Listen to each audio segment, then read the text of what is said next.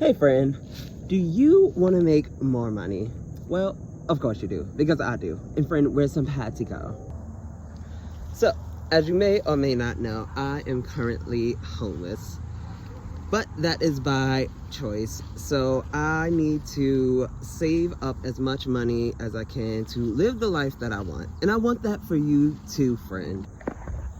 But I am soon finding out that it takes a little bit more than to reduce the amount of money that I'm spending. I also need to gain more income to help myself out. So I was thinking of what can I do so that I can get more money in my pocket, and I came across a few ideas that I would really like to share with y'all.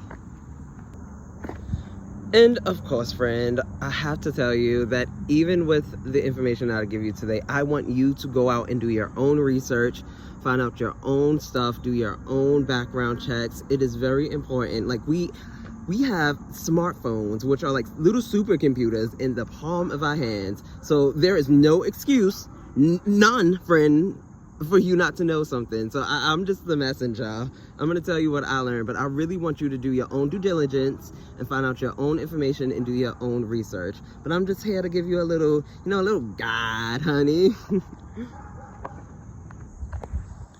Now, the first side hustle that I came across was a concrete brick making service. Now, this is a little unorthodox. When I learned about it, I was like, what? You could just make bricks yourself? Yes, friend, you can make bricks yourself. Now, the machinery for this brick making company usually ranges around $500 to a couple of $1,000s. I've seen on Amazon that you can buy one that you can actually use with your hands. So you should be able to get one shipped straight to you, friend. Now, why start a brick making company? Well, some of the pros to making bricks is that you can make bricks on site. So wherever you at, if you have someone, a construction buddy, or if you just run across a construction site, you can say, hey, do y'all need bricks? Do y'all need cement blocks? I can make them right here. How many do you need? That is a great feature. Or if you just have any kind of neighborhood, go around your neighborhood, see if anyone has any gardening projects, if anyone needs any raised beds or any landscaping work. You can charge them and make a whole raised bed, a whole garden, a whole, if you know landscaping, boom, you got it right there. And it's sustainable because it's cement. Now, another really good thing about the cement making business is just that you can either get one that is electric or you can get one that is hand pressed. So depending on your situation and where you are at in life, if you have the electric one, I definitely say get the electric one because, friend, automation, hello, we love easiness. But I know that is speaking from a place of privilege. So if you don't have the electricity like I do, because hello, homeless, then you can definitely get one that is hand pressed. So you just press it down and it'll actually form the brick for you, which is so cool. I didn't know that was a thing, friend. Oh my goodness. And I know what you must be thinking, how much can you actually charge someone from a brick? Because you can get a brick from Home Depot, right? You can find bricks laying around. Well, you can actually charge people anywhere between 25 cents to $30. 30. Do you know you got $30? Yes, $30. I was so surprised when I learned that fact. I was like, you can actually charge someone $30 for a brick, depending on the materials and the way that you actually make the brick in our concrete. Yes, you actually can. It's crazy. But even 25 cents per brick, because you know you can't do anything with just one or two bricks, honey. So it certainly does add up. But like everything, there are some downsides to this business model. Now, because it is a manufacturing thing, one of the downsides is that you can only make a limited amount of bricks. Now, of course, like I said, you do have the electric option and you have the handmade option. The electric option will be able to print out more print. I guess it's kind of like printing, but you will be able to actually make more bricks with the electric option and a little bit quicker than you would with a hand option. So if this is something that you may be considering thinking about, really keep that in mind. You can only make but so much. So if I was you, I would either try to get an estimate of how much you need beforehand, or give someone like a price of how much you want to be made on site. And of course, because it is a manufacturing position or a manufacturing side hustle, whatever really what you want to call it, you have to think about your material and raw costs. You have to actually make the stuff. The bricks don't just magically come out of thin air, friend. We have to actually, first of all, know how to mix cement and stuff, or depending on what kind of material you want to use, because like I said earlier, you can make materials out of quite a lot of things. I did not know this. But yeah, so definitely think about the material costs, where you're going to get your material costs, how much of the material cost you need to make one brick, or depending on how much you need to make in a batch, know how much like cement you need, how much water, or whatever else materials you need. But definitely keep in mind that you need to have your raw material costs with you. That's going to play a big factor. All right, friend? And lastly, you have to think about your transportation costs. Bricks are heavy. I feel like I shouldn't have to say that. Cement is heavy. The water that you have to have is heavy. How are you getting this stuff to the site? How are you getting this stuff to the neighbors? These are all things that you have to think about. If you're like me, I only have my little sedan here, honey. Like, I'm not sure how much like bricks I'm putting all up in her. She's gonna be way down, the tire's gonna pop. Like, you have to think about this as well. How much do the bricks weigh? Do you have a wheelbarrow? Like, transportation, not only to the job site, but to the warehouse. Like, how are you getting it from the store, from let's say Home Depot? How are you getting it from there to your warehouse? How are you going to unload it from the truck or from the car or from the pickup to the thing? Do you have help? Those sandbags get pretty heavy, friend. I don't want you over here breaking your back and giving yourself scoliosis and all types of other things. You need help. So that's another, like, a little bit of a con to think about when thinking about, oh my goodness, concrete business, is the transportation and just the physical aspect of it. How are you transporting these items? How are you going to transport this raw material? Now, with all that being said, let's move on to the next side hustle or way to make money, being a homeless person. And that is making jewelry boxes, jewelry displays, or even ring proposal boxes. You know, like when people have their little special moment and, you know, that man, he gets down on that one knee and the music starts softly playing in the background and all the fairy lights and everyone is oohing and eyeing, and he presents that box. You can make that box, friend. Yes, you can. Now, there are many different ways to make jewelry boxes. You can make them the traditional way, of course, with like wood or some kind of paper or any kind of like building material. What I would suggest, though, if you have the means to do it, I would suggest you get a 3D printer. This allows you to make cool and interesting and custom design boxes, things that open up in new ways. You can even play with the geometry, make different shapes, different colors. You can even customize it and get the specific people's like names, dates, what material the actual jewelry is made out of, printed right there on the box. It's actually pretty freaking cool. Now, the startup cost that I usually found to start up like a jewelry box startup is usually around, like, I have my notes here, like $250 to anywhere between like $2K and up. So that's something to keep in mind. One of the really good things, though, about making jewelry boxes or ring boxes is the fact that you'll be able to sell to local jewelers and gemstone stores right in your area. Or, once again, you do have the online option of having everyone. So you do have options when it does come to making jewelry boxes. Or, on the flip side, you can even make your own jewelry and just have the jewelry boxes as an add-on, friend. And making jewelry is not that hard, especially if you can get your gemstones and a little bit of like other wire and some fishnets, something very similar to this, and then you just make a little jewelry box out of it. So what are the cons about making jewelry boxes? Well, that would be that, of course, it takes time and raw materials to make a jewelry box. Whether you are making the traditional way with wood and or other craftable materials, or if you have a 3D printer, you still have to factor in the time that it is going to be labor intensive, right? It's not just going to magically put itself together. And if you are someone who's like me, who still works a 9 to 5 and still has other projects and other hobbies to get to, and of course just daily life, because life is always on a life, honey, you do have to factor in that one fact of like, shoot, this is going to take time to either create this or print it out, or I do have to buy the raw materials and then make it. So that's just an extra cost that you have to think about, friend.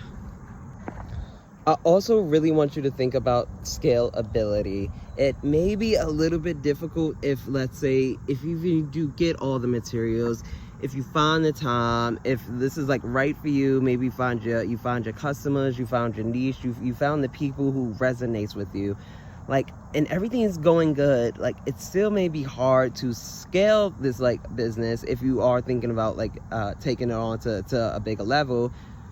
You have to think like, how many machines do I need?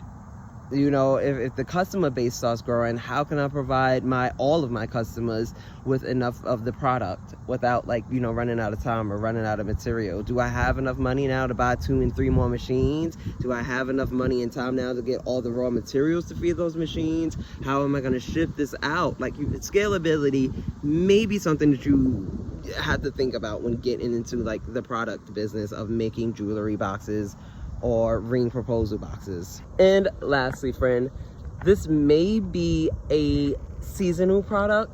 You really have to think about the fact, like, when do people actually purchase ring boxes and or jewelry boxes? Things like birthdays or Christmas or any kind of like holiday that's, you know, usually in like the Q4, which is the fall and winter months. If you don't know, the calendar year for businesses gets broken up into 4 quarters, and Q4 is usually the busiest time because that's the holiday time. It's usually around fall and winter time. So when are people actually going to purchase more jewelry and or jewelry accessories?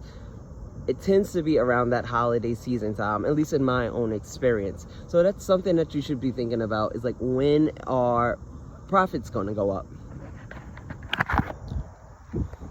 But with all that being said, please do not let that discourage you, friend, because the thing about this business model is that you get to craft your own prices based off of supply and demand. Now, what is supply and demand? It's, of course, how much do people want it and how much supplies do you actually have to make that product. But you get to craft your own price. So, like, the potential is limitless, honey. It just goes on and on and on.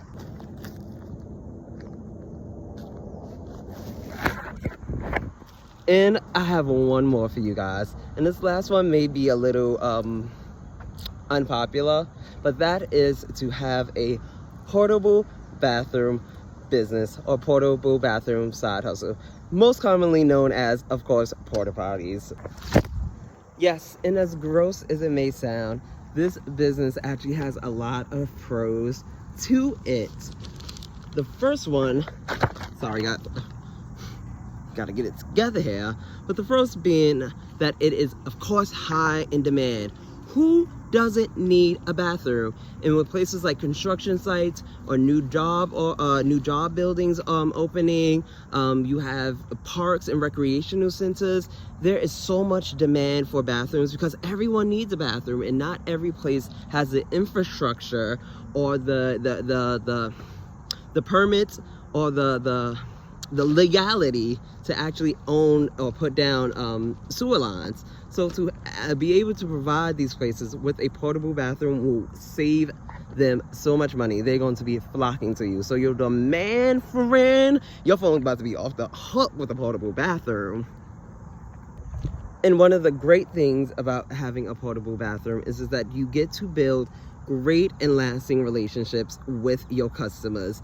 And if you didn't know this, but the best form of marketing even with all the marketing that we have in the digital age that we live in now, with billboards and online ads and your Facebook ads and radio, and just, you have so many different forms of ad. But the best way to this day, it's word of mouth. If you can get someone to tell a friend, tell a family member, tell a coworker about how great you are, how you have this great business and you just kept on top of it, and they can rely on you, and you are trustworthy, and you gave them a good price, and they just love you, that is the best way to do it. And because it's outside, friend, they're gonna have to come talk to you. So put on your best smile, make conversation, make friends, and be sure to get people's number and give them ask them for reviews. Honey, once again, the best way is word of mouth. And of course, following after that, the last great thing about owning a porta potty is just that you can either maintain it yourself, you can do it all by yourself, even though I don't recommend that. But you can also do it with you and a partner. Now let's talk about some of the downsides of running a porta potty business, friend. And that, the first thing that comes to my mind is the high capital. Now, to buy a portable bathroom, it's gonna run you anywhere between $800 to a couple of $1,000s. I think the most I've seen is around $5,000 or $6,000. They probably go even higher than that for some of the luxury brand portable bathrooms. Oh, if you also didn't know, they come in different styles. I guess that's another pro. Depending on what you want to do with the business, you can either get a basic one that we all have seen, or you can get really a high-end luxury one, and they are so pretty. They just look like, oh, you wouldn't even be able to tell they're bathrooms. They are so nice, friend. But the capital, especially for someone like me who is homeless and does not have a capital to be throwing $800 down on a portable bathroom, that is definitely something that I want you to do your due diligence on. Make sure that you're doing your budget on, because that high capital may be a reason to stop. Now, let's say you actually got your porta potty, you put down the money, you got it like that, friend. Now, the next thing that I really want you to think about is maintenance and upkeep, and of course, disposal. These things are not free, they are not cheap. You have to stock your porta potty with toilet tissue and other cleaning supplies. You have to have a way to go and clean out the waste, and then after you clean out the waste, then you have to be in compliance with your city's waste disposal system. So get in contact with your city and make sure that you know where to drop off all of your waste, how to dump it out, how to suck it up, because that all is a price point that you would have to think about before you actually dive fully into it. And of course, because this is going to take money, it's going to take a little bit out of your profits at the end of the day. That's something to really think about, friend. And the last thing to think about when getting a porta potty business is transportation. How are you actually getting your porta potties to these different locations, to that job site, to that construction site? What if you're not doing well at this one thing, and maybe you're getting a lot of complaints and you need to move it? What if it's just you? What if you get injured? Do you have that friend? Do you have a truck? Do you have a pickup bed? How are you moving this? This is something that you really do need to think about before actually getting a porta potty business. Now, don't let that discourage you, as I always say, because if you do decide to get yourself a portable bathroom, you can easily make anywhere between, let's see, I have it in my notes here, you can make between $200 to $800 a week, and that's not even doing anything until the week is up, until you need to go service the bathroom and or go pick it up to move it to another location.